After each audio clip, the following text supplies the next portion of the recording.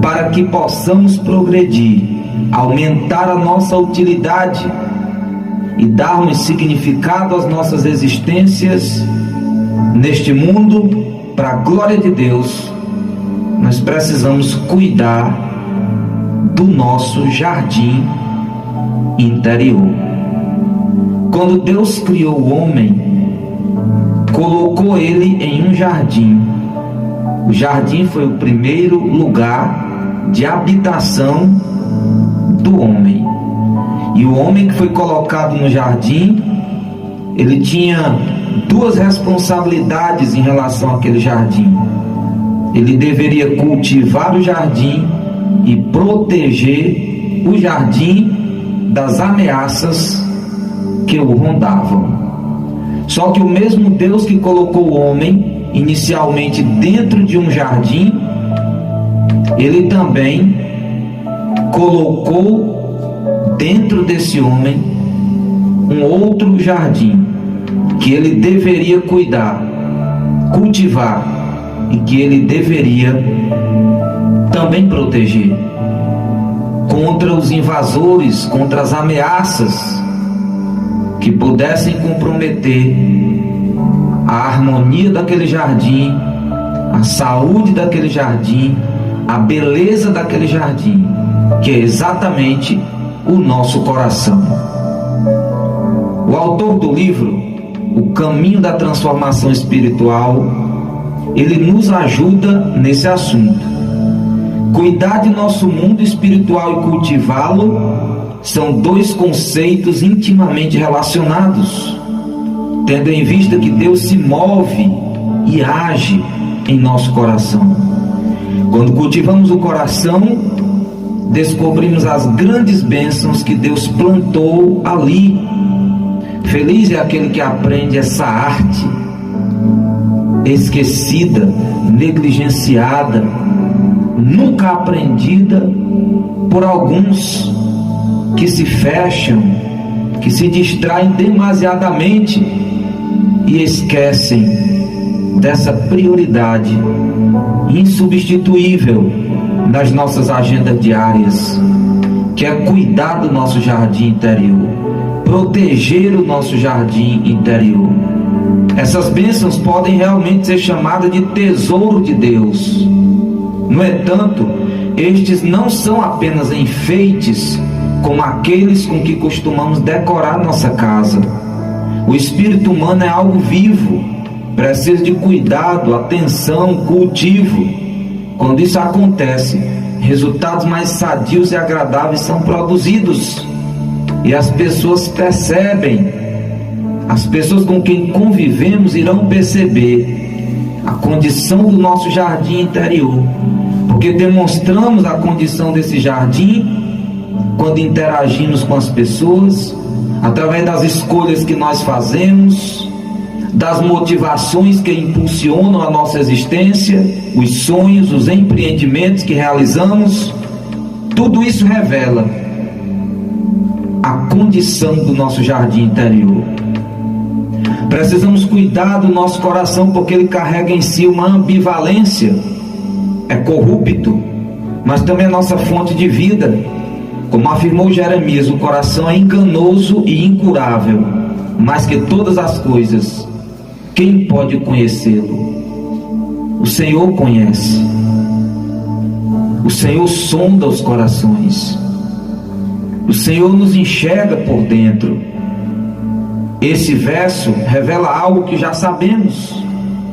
Nosso coração é corrupto. A nossa inclinação natural é para aquilo que é errado.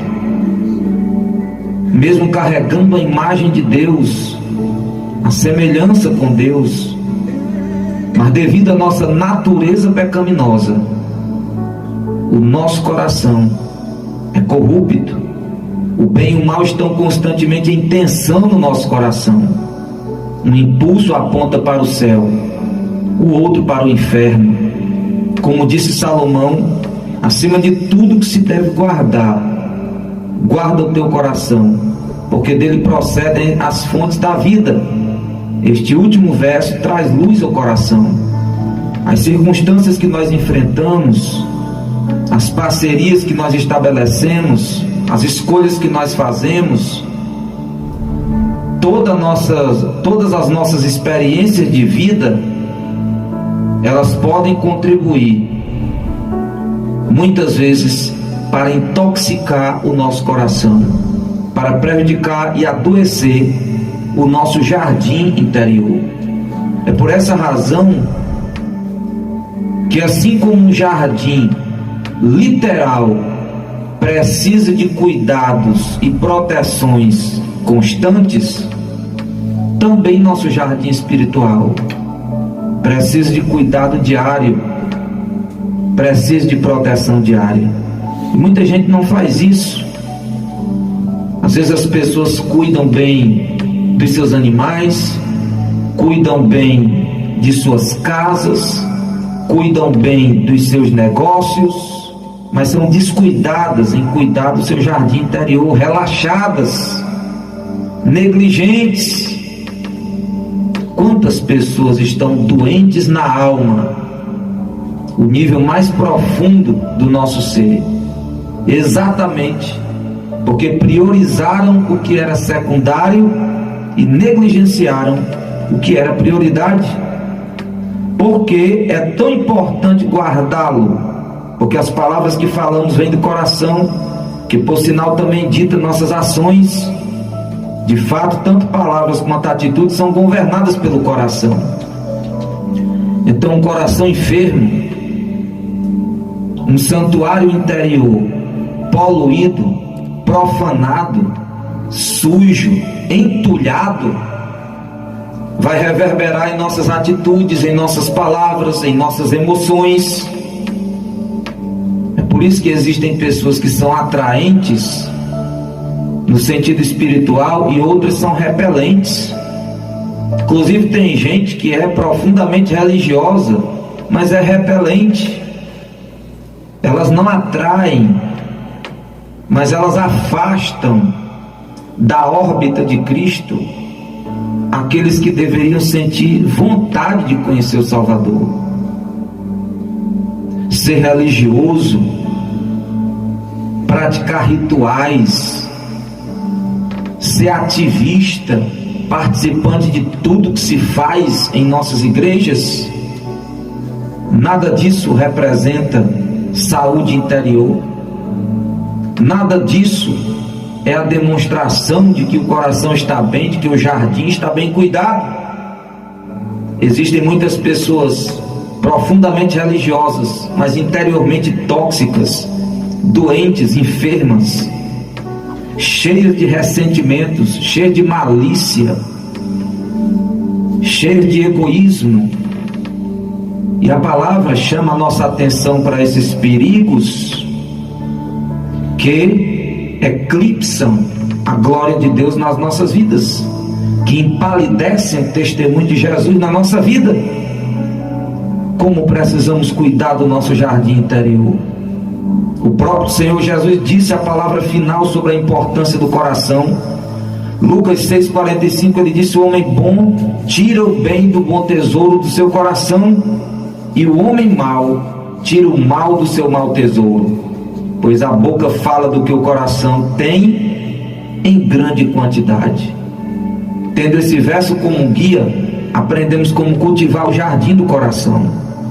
Nesse lugar queremos que haja árvores esplêndidas e frutíferas, mas não podemos tê-las sem que as sementes sejam plantadas. Como devemos ser seletivos, criteriosos em relação às sementes que permitiremos serem plantadas, serem aguadas, serem adubadas em nosso coração. Glória a Deus. O que a Bíblia diz sobre sementes? Elas são a palavra de Deus. Essa é a melhor semente, a semente mais pura, a semente mais cara, a semente mais selecionada, a semente mais sagrada. Ah, se essa semente fosse semeada com abundância em nossas vidas, em nossos corações, como a nossa vida teria uma outra qualidade, como nossos olhares teriam outros focos, como a nossa condição interior seria diferente se a semente mais abundante dentro de nós fosse a semente da palavra, a palavra de Deus. Medite e ore, plante a palavra e colherá bons e belos frutos. Existem corações que são verdadeiros aterros sanitários, só tem lixo, lixo na forma de pensamento, lixo na forma de emoções, lixo na forma de cadeias espirituais.